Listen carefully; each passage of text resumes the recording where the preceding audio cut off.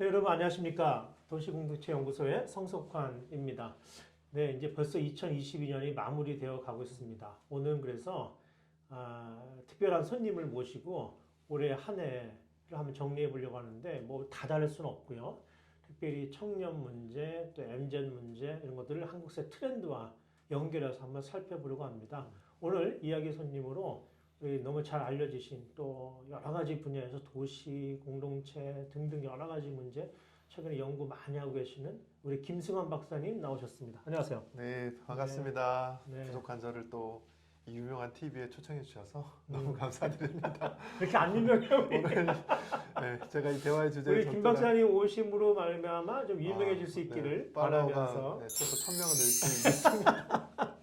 그 최근에 이제 우리 연구소에서 김 박사님이 해마다 이제 이맘때쯤 나오면 베스트셀러 매번 베스트셀러에 그렇죠. 오르는 그 2023 한국 사회 트렌드 이제 서울대 김난도 교수 팀이 아마 이제 집필해서 1년 동안 네. 준비하는 책이죠. 이걸 가지고 이제 잘 정리해 주시고 또 교회가 신학적으로 어떻게 피드백을 해야 되나 이런 얘기 한번 나눠 주셨잖아요. 네네. 오늘 그 얘기를 좀 더 정리해서 얘기를 해보려고 할 텐데 일단 올해의 가장 중요한 청년과 관련된 트렌드다. 어떻게 얘기할 수 있을까요? 사실 2023 트렌드 그 책 자체가 물론 이제 미래에 대한 전망이지만 그 연구를 시작하는 단계가 보통 한 4월, 3월 봄부터 시작이 돼요. 그래서 사실 2023년도를 전망하는 동시에 오늘 2022년도를 살아가는 우리에게 한국 사회 현실에 대한 좀 전반적인 현안들을 잘 정리해 주는 게 아닌가 싶고 오늘도 특별히 주제가 청년과 관련된 이슈들을 다루는데 대부분 트렌드가 이제 젊은 사람들의 어떤 기호라든지 그런 어떤 성향들을 많이 쫓아가는 흐름들이 있습니다. 잘 아시는 것처럼 그래서 그 책을 중심으로 몇 가지 꼽을 수 있겠는데요. 이건 저의 개인적인 견해입니다만 예. 안타깝게도 얼마 전에 또 이태원의 참사도 있었고 또 청년들에 대한 여러 가지 늘 제기되어 왔던 취업 이슈라든지 또 남녀의 어떤 그런 대비 이대남 그런 올해 이대남이 좀 컸던 것 같아요. 성별 이슈의 그죠? 문제라든지 여러 가지가 있겠습니다만 제 개인적으로 볼 때는 그래도 이 시대에 이태원과 관련된 이슈를 청년들과 함께 나눠야 되지 않을까라는 생각이 들어서 2022년에 청년 이슈라고 꼽는다면 자기 생존 또는 세대 생존. 근데 그거는 뭐 우리 김 박사님 생존 되세요? 물론 저도 지금 하루하루 살아가기가 그러니까 뭐 이거 지금 이 시대의 정말 모든 쉽지 세대의 않은데. 문제 아닌가 그게 그죠?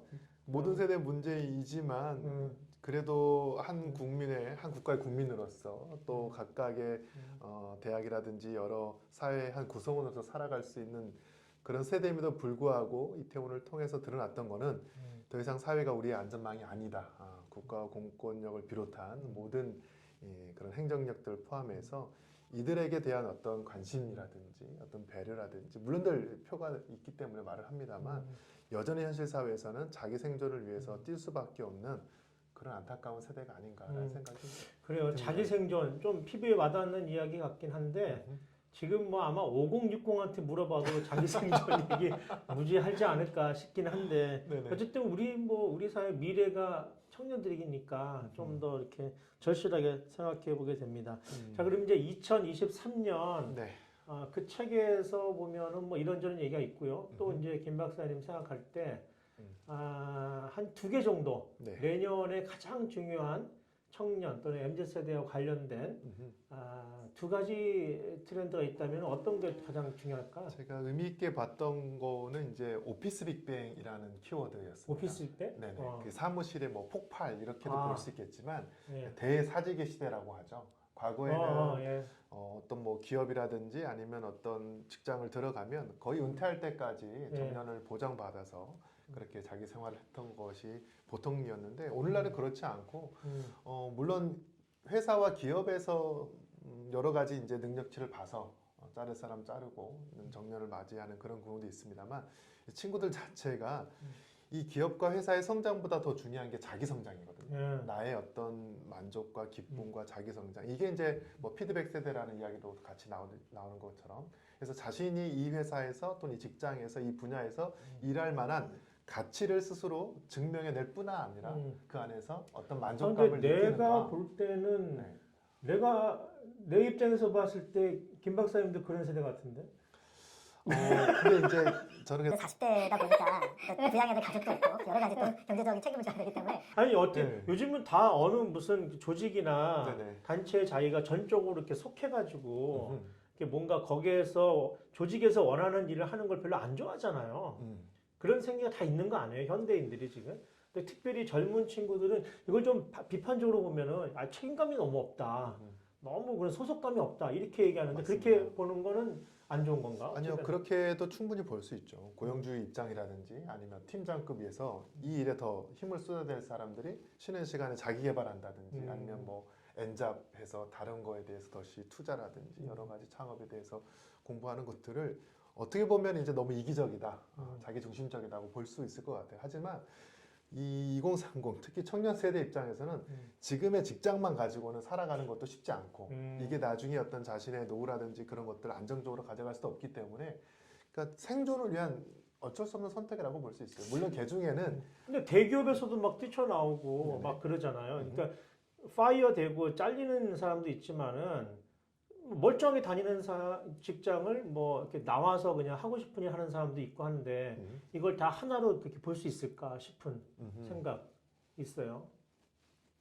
하나로 보기는 쉽지 않을 수도 있죠. 근데 대기업에서도 이 친구들이 이 직장에 조금 더 버텨줄 만한 그런 여건을 만들어주기 위해서 물론 여러 가지 뭐 복지 혜택을 뭐 해서 집에 청소를 뭐 맡아준다든지 애완견을 뭐 돌봐준다든지 사무실을 뭐 소파 갖다 놓고 거실과 같이 그래서 좀 친숙한 이미지로 만들기 위해서 애를 씁니다만 그럼에도 불구하고 자신들의 어떤 행복감이라든지 성취라든지 그런 게 더 가치가 있다 보니까 기업과 무관하게 자기 선택을 해가는 거 아닌가 싶어요. 그 다음 하나는 네. 또 다른 하나는 또 한 가는 이제 이 트렌드 책에는 이제 나오지 않았던 이야기일 수도 있습니다만 이것과 관련해서 우리가 뭐 돈줄 낸다라든지 예. 미닝아웃이라고 그러죠. 그러니까 의미 있는 거에 대해서 이 친구들이 굉장히 소비하고 아하. 거기에 대해서 이제 여러 가지 SNS를 통해서 참여하기도 하고 나름의 어떤 사회적 가치에 대해서 기여하고자 하는 그런 마음들도 읽히는 부분들이 있어요. 그러니까 한편으로는 이기적이라고 말을 하지만 이 사회가 안고 있는 전체적인 이슈와 문제들에 대해서는 또 적극적으로 나름의 방식으로 목소리를 내려고 하는 그거는 것들이 저도 굉장히 또 공감이 되는 의미 것 있는 같아요. 부분인 것 같아요. 근데 이제 지나가는 얘기로 최근에 그 기사를 봤는데 그 회사에서 그 팀장급이나 부장급들이 네. 신입사원들이 회식 가면 고기를 안 구워가지고 힘들다 이런 얘기 했던데 그건 좀 청년들이 좀 구워줘야 되는 거 아닌가? 나도 한 20년 구워가지고 이제는 어디 가도 안 구워도 되는데 요즘 네네. 청년들 만나면 내가 구워야 될까 봐 이제는 또다시. 물론 이제 그런 회식 문화라든지 집단의 문화의 강점도 있죠. 아무래도 여러 가지. 아니 그러니까 근데 예컨대 뭐 니네 좀 구워야 되는 거 아니야? 그러면 아니 오라 그래서 회식까지 왔는데 고기까지 구워야 되느냐 이런다고 하는데 이거 어떻게 이해해야 됩니까 이런 거는? 고기 굽는 거는 먹고 싶은 사람이 자기가 원하는 부위를 굽는 거예요. 참. 그 보니까 저한테 눈에 딱 들어간 거는 첫 번째 키워드였는데 평균 실종이라는 네네. 말을 하더라고요. 그거 한번 잠깐 설명해 주세요. 그 김난도 교수님이 그 어떤 유튜브 채널이었던 것 같아요. 음. 여러 가지 키워드를 정해놓고 1번 키워드로 뭐를 할 것인가에 대해서 같이 이제 스태프들이랑 굉장히 고민을 하면서 이번에 이제 평균 실종을 꼽았는데 과거에는 평균이라는 개념이 어떤 집단의 분포 가운데 중간의 개념, 그래서 뭐 소득 수준이라든지 아니면 여러 가지 사회적 지표를 나타낼 수 있는 가운데 지점의 어떤 평균의 개념이었다면 오늘날은 뭐 경제 양극화를 비롯해서 어떤 정치 선호의 양극화라니까 너무나 이렇게 극단화되다 보니까 가운데라고 말하는 것을 우리 사회 어떤 일반적인 개념으로 부르기가 어려운 거죠. 이렇게 이해하면 되겠어요. 예컨대 뭐 다움이라고 말하는 어떤 그런 특징이 특별하게 잡기가 어렵다. 예컨대 뭐 우리식으로 얘기하자면 뭐 기독교인 다움, 뭐 신학생 다움, 뭐 그런 식의 어떤 다움을 평균적으로 하나의 아이덴티티를 명확하게 규정해서 한 집단을 대표하는 그 무엇을 규정하기 어렵다. 뭐 그렇게 얘기할 수 그런 있을까요? 의미가 될 수도 있고요. 그러니까 이게 이제 그 중심에 되는 그 기준 위치가 그러니까 너무나 다양한 방향으로 향해서 그러니까. 관심을 갖다 보니까 그러니까 N극화된다고 이야기하잖아요. 그러니까 뭐 우리 김 박사님이 종종 어디 강의에서 내가 하는 거 들어보니까 네. 아렌트가 얘기했었던 복수의 공공성, 아, 네네. 예컨대 네네. 그렇게 좀 확장시켜서 얘기해도 그죠? 네. 그렇지 않을까 싶기도 해요. 제 강의를 들으시나요? 아, 네, 열심히 듣죠. 우리 젊은 세대 끌려 들어야 되거든. 또 다 교수한테 배우고 하는 거라서. 네네. 제 거를 많이 쓰시지만은 네. 또 이렇게 디벨롭이 되니까. 아, 감사합니다. 네, 하여튼 그 평균 실종이라는 게 저는 굉장히 와닿았어요. 왜냐하면은 어른들은 자꾸 뭐뭐다움, 또 뭐뭐스러움 이런 것에 대해서 MZ 세대를 그렇게 규정하고 보려는 습관이 있는데, 있습니다. 이게 목회 현장에도 굉장히 중요한 음. 게 과거에는 건강한 교회 또는 성장한 교회 하면 음. 나름의 공식과 패턴이 있었거든요. 음. 하지만 이제 코로나 이후로는 전혀 어떤 그런 일반적인 교회, 음. 보통적인 교회, 평균적 교회라는 그 개념 자체가 더 이상 통용되지 않기 때문에 음.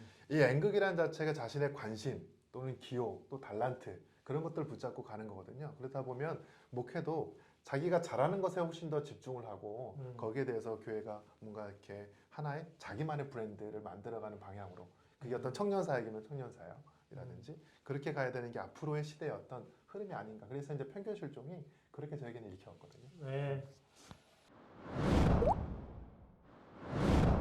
네, 이제 이 책을 저는 개인적으로 읽다 보니까 또 이런 류의 여러 가지 뭐 사회적인 뭐 그런 어떤 이야기들을 듣다 보니까 아, 정말 앞으로 정말 교회가 어렵겠구나. 또 특별히 목회자들도 정말 어렵겠구나.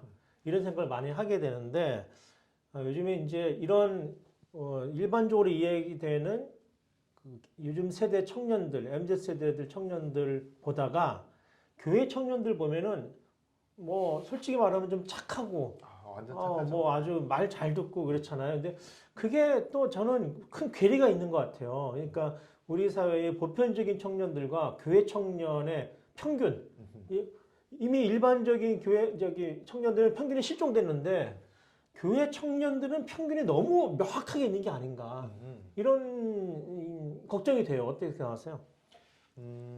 교수님의 이야기에 동의가 되는 부분도 있는데 또 한편으로는 어떤 방향성이 다양해졌다면 또 어떤 보편적인 대중을 향한 어떤 메시지라든지 아니면 사역 방향이라든지 이렇게 하지 말고 평균이 실종됐기 때문에 그런 교회와 청년 사역자가 잘할 수 있는 모든 사람을 대상으로 하지 않고 몇몇 소수를 대상으로 하는 그렇게 조금 세분화된 아니면 조금 더 치밀한 그런 어떤 사역 전략들이 있어야 되지 않을까. 가령 예배를 드리더라도 사실 대부분의 교회 예배가 다 똑같잖아요. 찬양하고 기도하고 설교도 비슷하게 하는데 그렇게 하지 말고 우리 교회는 이런 쪽의 예배 형식 아니면 뭐 청년들 활동 가운데서도 뭐 묵상에 대해서 조금 더 깊이 아니면 사회적 여러 가지 봉사라든지 그런 그러니까 다양한 어떤 패턴들을 좀 자신감 있게 밀고 가면 좋을 것 같아요. 근데 이제 그게 청년들이 요즘에 뭐 교회 별로 없잖아요. 뭐 많지 않죠. 자원도 부족하고.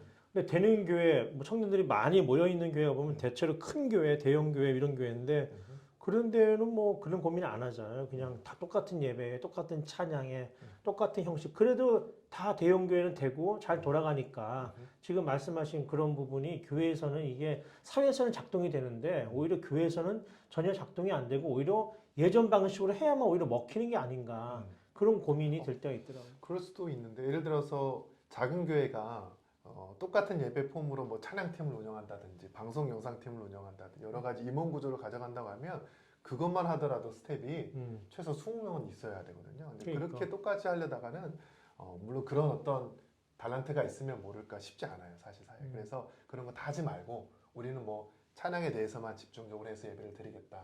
그게 어려우면 어떤 소그룹 교제를 중심으로 하는 예배를 좀 해보겠다. 그렇게 한두 가지에 조금 집중하는 그래서 자기의 어떤 브랜드를 만들어가는 청년 사역들을 했으면 좋을 것 같고 또 한 가지는 앞서 잠깐 이야기했습니다만 오늘날 청년들이 어떤 사회적 가치에 대해서 의미 있는 거에 대해서 굉장히 관심이 있어요. 그런 교회를 다니든 다니지 않든 그래서 교회도 너무 어떤 신앙적인 요소를 이렇게 막 강화하는 그런 차원의 행사보다는 조금 사회적성, 공공선에 대한 그런 관심들을 청년들에게 좀 열어주고 이제 공공선 나왔으니까 우리 마무리야 이제. 열어줄 필요가 있지 않을까.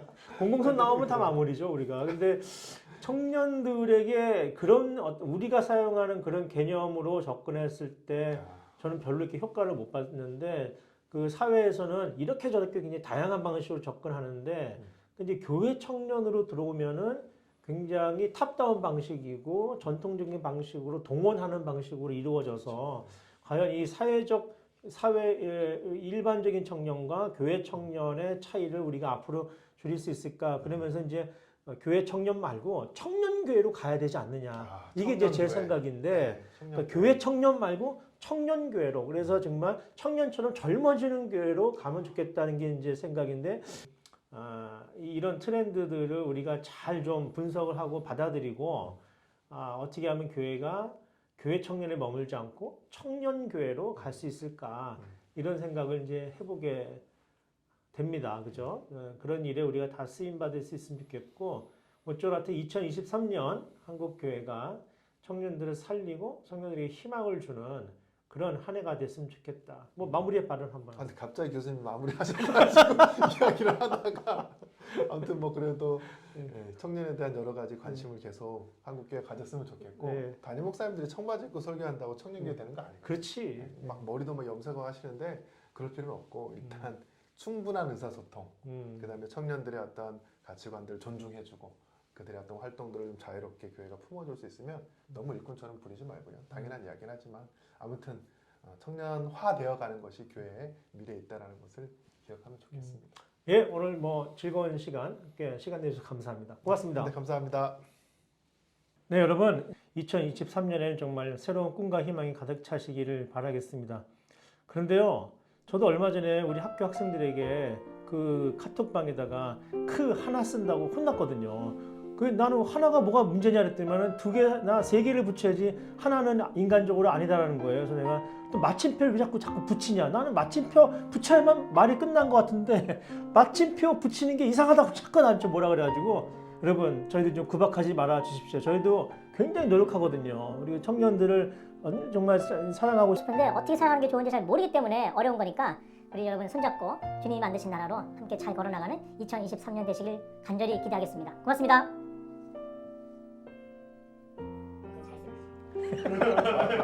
크게 마침표 찍어요? 아니 마침표 안 써? 아니